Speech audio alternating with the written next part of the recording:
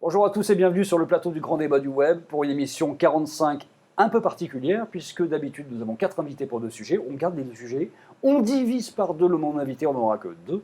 Et donc on divise par 2 le nombre de cette émission qui sera plus courte et donc beaucoup plus punchy, dynamique grâce à Clotilde Provost. Salut Clotilde. Salut Bertrand. La méthode pour apprendre à devenir entrepreneur Entrepreneur. Hein, il y a aussi des hommes.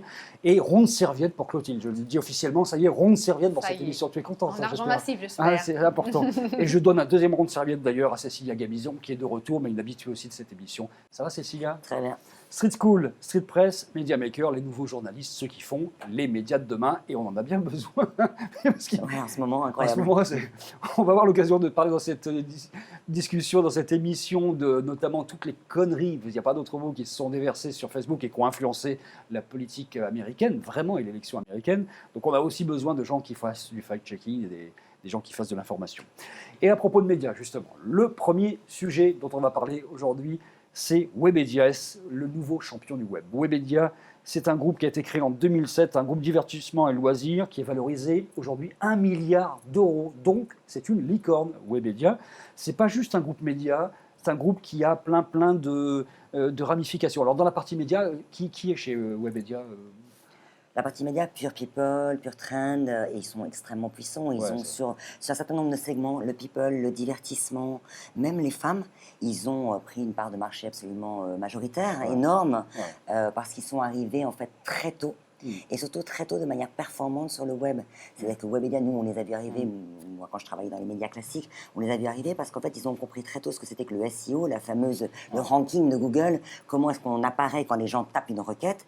Et en fait, eux, ils ont adapté dès le début leurs articles à ce mode de recherche, alors que tous les médias ont été quelque part à la traîne pour se mettre à ce mode de production. Donc, sur des mots-clés, sur des recherches, très vite, ils ont été les plus performants et ils ont saturé l'audience en fait. Sur la partie média, ils sont très forts. Il y a 5 verticales, cinéma, jeux vidéo, gastronomie, mode et beauté, tourisme. Et donc il y a Pure, tu citais ça, Pure Trend, Pure People, Pure Media, mais il y a aussi Allociné, pas rien, Allociné, qui a été racheté en 2013. Mixicom, c'est Norman et Cyprien, les stars de YouTube. J'ai testé avec mes filles, elles les connaissent toutes. Tu m'étonnes qu'elles les connaissent. Il y a également de 750 grammes les recettes. Il y a jeuxvideo.com qui est de mastodonte dans le secteur, Overblog, la plateforme, Xblog qui a un peu évolué vers autre chose, Easy Voyage, bref, c'est un énorme groupe avec pas que des médias, il y a aussi plein de services qui sont associés. Et puisqu'on est ici dans ce studio, et que dans ce studio on est chez Reward Media, on est allé demander au patron, là-haut, c'est au-dessus, qui est descendu dans ce studio avant le lancement de cette émission, Pascal Chevalier, ce qu'il pense de cette nouvelle génération de groupes qui agrègent à la fois des médias et puis d'autres services comme Webedia et comme Reward Media. Écoutez-le. Alors, ce qui est intéressant pour répondre à la question sur le phénomène Webedia, c'est aussi de parler des nouveaux groupes médias en général. Et pour le coup, Reward Media est sur un modèle assez similaire. Je pense que ces nouveaux groupes médias, ils ont d'abord la chance, pour le cas de Webedia, d'avoir des dirigeants qui sont vraiment des gens qui comprennent bien le marché de l'Internet. Ils sont soutenus par un actionnaire puissant et qui a envie vraiment d'avancer. Et ça, c'est important d'avoir un lien fort entre des actionnaires et des dirigeants. Et ensuite, ils ont réussi à racheter des marques sur le marché qui sont vraiment des marques fortes, hein, Allociné, enfin, etc. Et pour le coup, on voit bien que ces nouveaux groupes aujourd'hui ont une vraie place. Et par rapport à des groupes, on va dire, plus traditionnels, qui sont plutôt en train d'essayer de comprendre le digital, alors que d'autres sont déjà les champions du digital. Donc ça, c'est une vraie différence. Et donc pour moi, ils vont forcément faire partie des champions de demain, et ils sont déjà les champions de ce marché-là, comme d'autres, comme nous, mais ils vont faire partie évidemment de ce nouveau paysage des médias. Et ça ne serait pas surprenant que dans 5-10 ans, eh bien, les Webedia ou des Reward Media aient pris la place de groupes plus anciens qui finalement vont quitter progressivement le paysage. Webedia, c'est 100 millions de visiteurs uniques mensuels dans le monde, 1700 salariés quand même, ça commence à compter sérieusement. C'est une filiale du groupe Fimalac, société d'investissement de Marc Ladré de La Charrière, qui a quand même sur son compte en banque, comme ça, mine de rien, 1,5 milliard. Ouais. 1,5 milliard. Et autant de capacité d'investissement. C'est un truc de ouf. Ils ont quand même racheté 20 sites ou structures en l'espace de quelques années, 300 millions d'euros d'acquisition, là, comme ça, dans les 2-3 dernières années. C'est absolument énorme. On est dans quelque chose qui est totalement hybride. On n'est plus dans le média, là, en fait.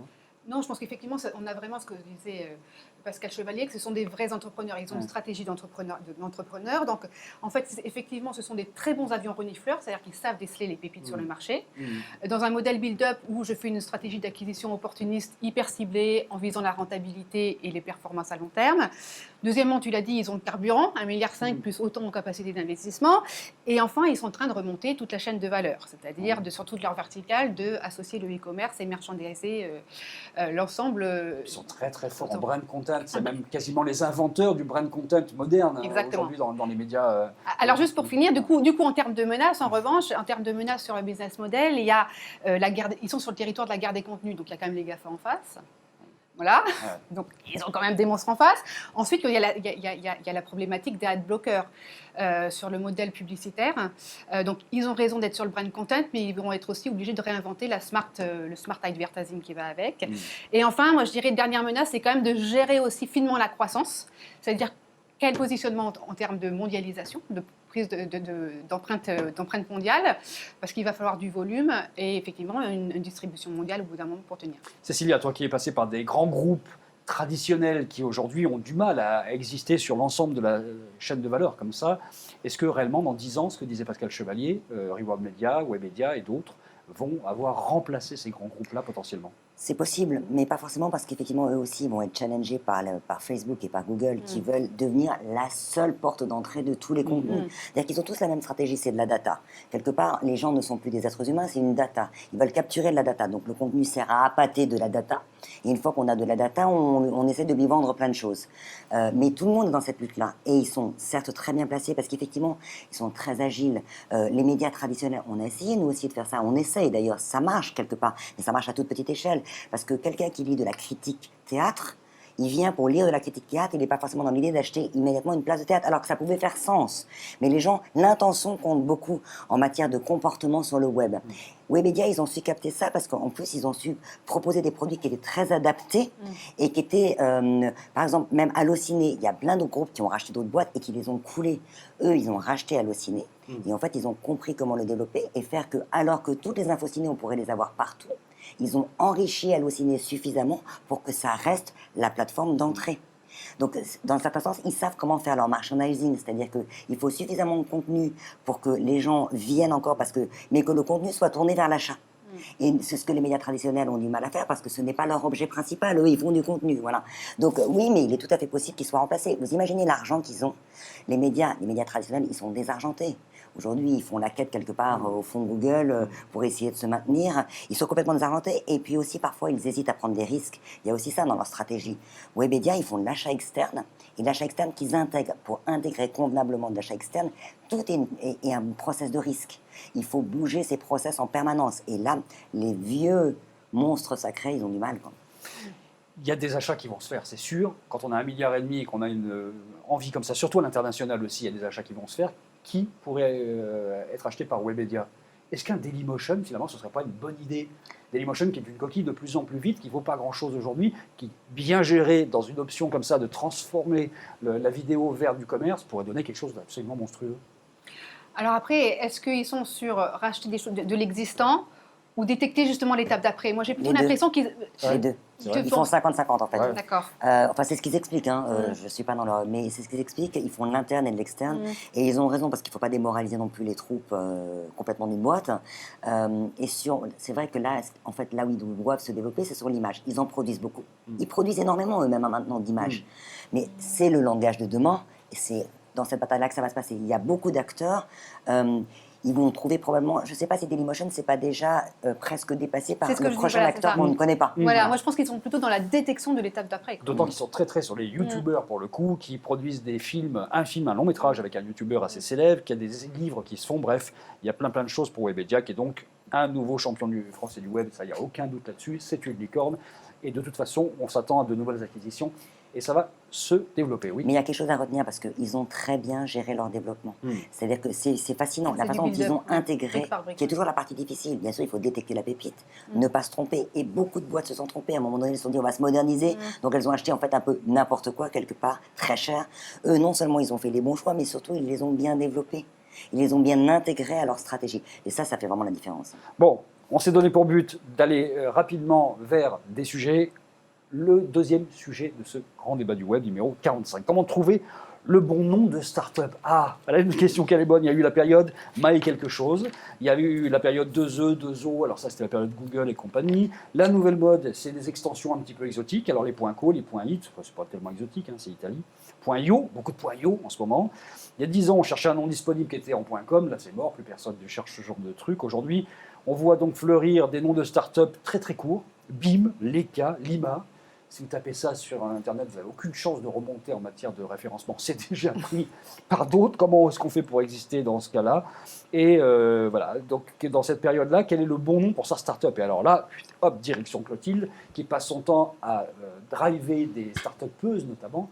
Comment est-ce qu'on leur dit comment faire un bon nom pour une start-up?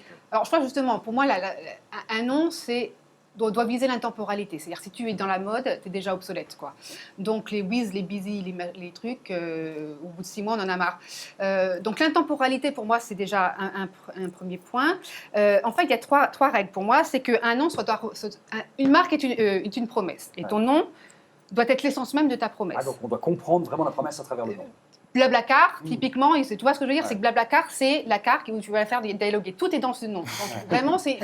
À la France, c'est la carte où tu dialogues. Blablacar, voilà. La proposition de valeur, elle est contenue dans ce nom. Je vois bien. Ok. Deuxièmement, c'est le principe de la capsule. C'est que tu dois choisir en même temps un nom suffisamment vaste pour permettre d'incrémenter des futurs business. C'est-à-dire penser long terme en disant si un jour je pivote ou si j'intègre des nouveaux business, il faut que je puisse encapsuler le tout et que ça fasse sens. Blabla Fusée, par exemple. Blabla Fusée deviendrait la marque fille de Blablacar. Et puis bien sûr après, la troisième règle, c'est que on s'en fiche un peu du nom parce qu'une bonne communicante saura raconter l'histoire qui va bien pour raconter l'histoire. À partir de n'importe quel nom bidon. À partir de n'importe quel. Il y a un site qui a référencé des noms un peu bizarres. C'est la salopette.net qui a fait ça il y a quelques semaines. Dans les startups qui existent, vous avez le papier fait de la résistance, quand même assez sympa. Vous avez All Bâtard, c'est un nom de startup, hein. Fils de but. Et vous avez dealer de cook pour le truc de cuisine. Il y a des gens qui ont choisi ça comme nom. Comme quoi, on peut arriver à exister quand même avec des noms assez exotiques. Qu'est-ce que tu en penses, toi? Qu'est-ce qu'il faut, Ce que je trouve marrant, c'est qu'en fait, donc moi je rencontre comme tout le monde plein de startups avec des noms que je trouve affreux, imprononçables, impossibles à mémoriser, et ils sont toujours très contents de leur nom. Ce qui est génial, c'est que chacun te raconte. Alors au début, c'est sûr, les gens n'arrivaient pas du tout à le mémoriser, mais par contre, ça fait la différence, car une fois qu'ils l'ont mémorisé, ils ne l'oublient pas et tu te différencies. Donc en fait, c'est un peu comme le quartier où on habite. Tous les gens adorent leur quartier, alors que nous, on peut le trouver bidon. Je me rends compte que moi, des noms que je trouve absolument pas faciles à prononcer ou à mémoriser, les gens en sont contents et ils se font leur propre histoire. Et c'est finalement le succès de la start-up qui fait le succès du nom. Alors ensuite, il ne faut pas prendre des noms qui sont trop bien parce que souvent, ils ressemblent à d'autres. Et là, effectivement, on ne remonte pas. Ça veut dire que quand je dis trop bien, ça veut dire trop évident. On adorerait quelque chose de simple et très évident, mais finalement c'est toujours pris, il va y avoir beaucoup de monde autour, ça va être un territoire très disputé en termes de référencement et que c'est pas facile d'être sur un nom qui sonne de manière trop facile. Donc moi je serais sur un mix. Et après dans ce mix, ça reste très large parce que finalement c'est ce que je disais, c'est la communication, c'est le propos et c'est le succès de la start-up qui va faire le succès du nom. Cécilia Gabizon, merci beaucoup. Merci à Clotilde Provost. Merci. C'était le numéro 45 du Grand Débat du Web. On se retrouve très bientôt. Salut à tous, merci.